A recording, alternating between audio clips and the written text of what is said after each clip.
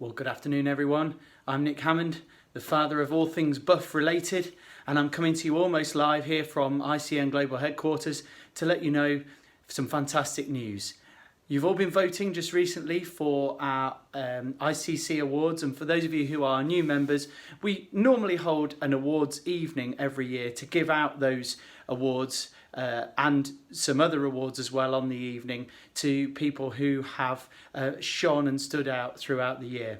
Unfortunately this year, because of the restrictions we've got in place, we're not going to be able to hold a live awards ceremony. However, we are going to be able to do it virtually, and we're going to be able to come to you live on Saturday the 5th of December. So on Saturday the 5th of December there is going to be a virtual awards ceremony. More details will be published, but please pop the date in your diary. We're going to make it a bit special.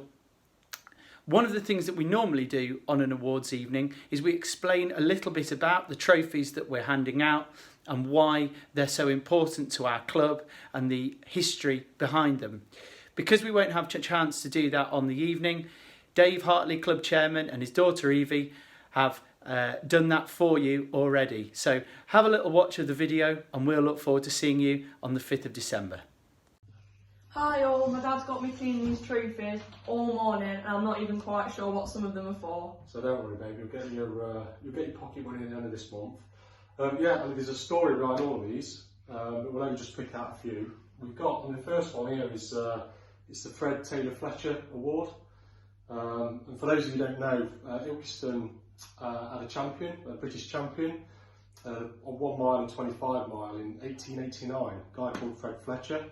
And his family were very kind to present this trophy to the club person, the youth club person of the year. The first time it got awarded was last year, so hopefully that will continue through the history of the club.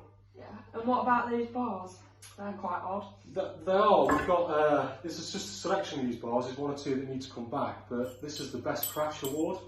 So you can see we've got bandages signifying the crash. But the actual story behind the bars was myself, Nick Knighton and Geoff Shooter met up with Dave Brailsford at Fuel Calf back in 2017.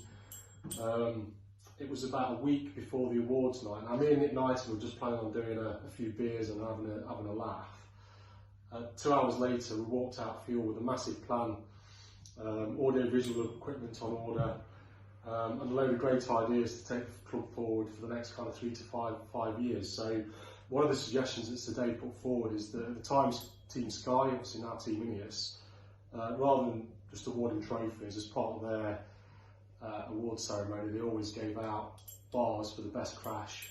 So we just developed that a little bit further with Queen of the Mountain, King of the Mountain,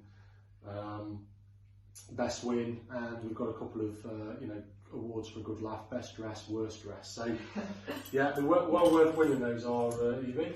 Yeah. And the Red Lantern, what's that all about? Yeah, another interesting one. So for those of you that follow the Tour of France, you'll know that the person that finishes last every year is awarded a Lantern Rouge. So that's what it's called, it's the Lantern Rouge. Wow. There's a bit of history around it. Back in the day, when the trains left the station, the last carriage always had a red lantern, the Lantern Rouge. So it signifies the last person to finish the tour. Now, a lot of people misconceive this as the last person, but actually anyone who can finish a tour, particularly the Tour de France, and it's an achievement in itself. So there's a hell of a lot of respect and kudos in terms of achieving this award. It signifies the person that's leading from the back. Leaders don't always have to lead from the front. Yeah. In 2017, a guy called Colin Clennell, a really close friend of mine, won it. And he was just like that. He did a lot for the club in the first few years, still around, contributing. His nickname was the Draft King. So if we went out on a ride, he'd always be at the back, but providing lots of encouragement, shouting at us to keep the pace up. And yeah, there's been some great wins ever since. But that's the Lantern Rouge, and that's the story behind that one. And the biggest one of them all, what's this all about? So that is the Ilkeston Hardcore Riders Trophy Award. So we've got, the first jersey, some of you won't recognise, some of you will, but it was the a kind of a spin of Eddie Merckx's jersey, winning jerseys with the hardcore. So we took that forward into the hardcore award, and it was presented to Anthony Gill, or the Godfather is what his beloved name is, on the first year in 2017. And then in 2018 we thought, well, how do we improve that? So the Godfather, Anthony Gill, set about building this trophy, and it weighs an absolute ton, by the way, so I won't be lifting it up, but for the winner, it's a real prestigious award.